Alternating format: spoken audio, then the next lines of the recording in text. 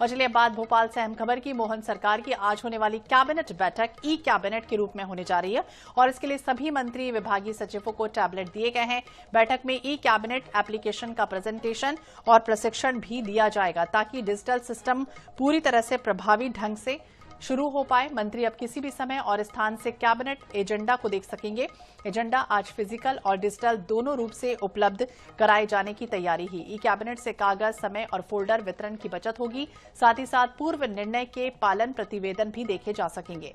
बैठक में सरकारी नौकरी में 2 बच्चों की अनिवार्यता खत्म करने और ग्वालियर मेला वाहनों में 50% परिवहन शुल्क प्रस्ताव पर भी चर्चा हो सकती। तो यह हम खबर आपको बता दें, जहां आज ई कैबिनेट बैठक होने जा रही है जिसमें कई ऐसे महत्वपूर्ण प्रस्ताव है जिन पर मुहर लगेगी। मोहन सरकार की आज होने वाली जो बैठक है ई कैबिनेट, इससे मंत्री और विभागीय सचिवों को टैबलेट भी दिए गए।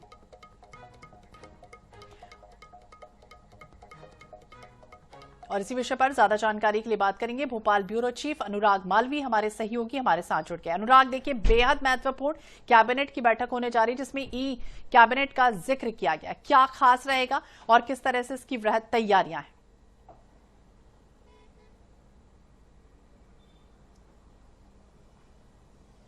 हाँ बिल्कुल, देखिए आज शाम को 4 बजे मंत्रालय में कैबिनेट की बैठक होगी और इस बैठक में सबसे महत्वपूर्ण बात है वो ये है कि ई कैबिनेट के तौर पर ये पहली बैठक है और 2026 की शुरुआत में मंत्रालय में ये बेहतर शुरुआत मध्य प्रदेश सरकार की है, क्योंकि अब तमाम एजेंडे जो हैं वो कागजों पर नहीं पहुंचेंगे बल्कि एजेंडा जो है वो ई कैबिनेट एप्लीकेशन डेवलप किया गया है मध्य प्रदेश सरकार के द्वारा, उसके माध्यम से पहुंचेगा। सभी मंत्रियों को जो है महंगे टैबलेट्स दिए गए हैं। इसके लिए सरकार अपने ही खर्चे पर ये सारा सब कुछ दे रही है। विभागीय खर्चा नहीं होगा, जबकि सरकार की तरफ से ये सरकार की तरफ से ये दिया जा रहा है और इसके कारण जो है अब एजेंडाज जो हैं वो ई एजेंडा पे पहुंचेगा, यानी कि डिजिटली पहुंचेगा, कागजों का उपयोग नहीं होगा। दूसरी बड़ी बात है कि एप्लीकेशन को और डेवलप किया जा रहा है कि किसी स्थिति में अगर मंत्री मंत्रालय में मौजूद नहीं है तो भी वो टैब के माध्यम से जुड़ सकते हैं।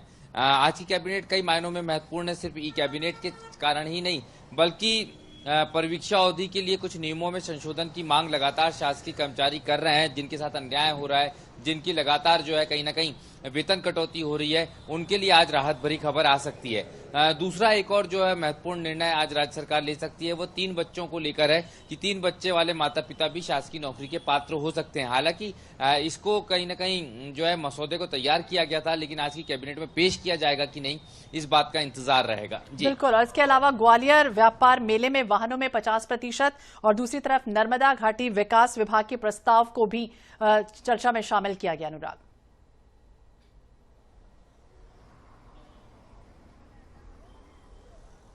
हाँ देखिए, बिल्कुल एनवीडीए के प्रस्ताव को किया गया है, प्रस्ताव में शामिल। और आप देखेंगे नर्मदा जयंती आने वाली है, उसके पहले हम देखते हैं ये एक अजीबोगरीब परंपरा है कि जब जिसकी रामनवमी आती है तो राम वन गमन पथ की बात होने लगती है। ऐसी ही एनवीडीए प्रोजेक्ट की अब बात होने लगी है। तो ये तमाम चीजें होती है, लेकिन अब कितना मूर्त रूप होती है, कितने मसौदों को मंजूर मिलने के बाद उन पर काम शुरू होता है। खासतौर पर नर्मदा के बारे में संदर्भ में बात करें या एनवीडीए के बारे में बात करें, बहुत ज्यादा काम की जरूरत है। आज प्रस्ताव आएगा, ये अच्छी बात है। ग्वालियर मेले की बात कर लें तो हर साल ही छूट मिलती है, क्योंकि उज्जैन में जब से मेला लगना शुरू हुआ है इससे का एक बड़ा असर ग्वालियर मेले पे पड़ा है। तो ये देखना पड़ेगा कि ग्वालियर मेले को जो आज पूरा की पूरा फार्मूला आ रहा है, क्या वो उज्जैन जैसा है, उज्जैन से बेहतर है या फिर उज्जैन से कम है। ये बहुत महत्वपूर्ण रहने वाला है। तो बहुत महत्वपूर्ण रहने वाला और सबसे महत्वपूर्ण है मोहन कैबिनेट डिजिटल फॉर्मेट में शुरू होने जा रही। बने रहिए आप हमारे साथ अनुराग।